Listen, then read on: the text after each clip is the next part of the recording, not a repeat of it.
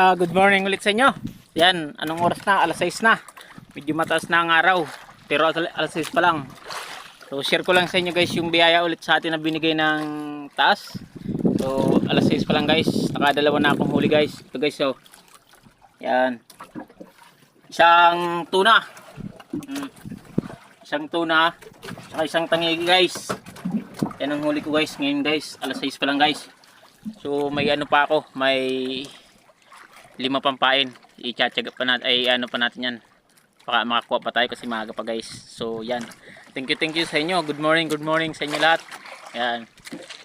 Ito ang buhay natin muna. Pag wala tayo sa Maynila, ito tayo, laot. Yan, yung aking buyang nakakabitan. Yan. Yan ang tiwi.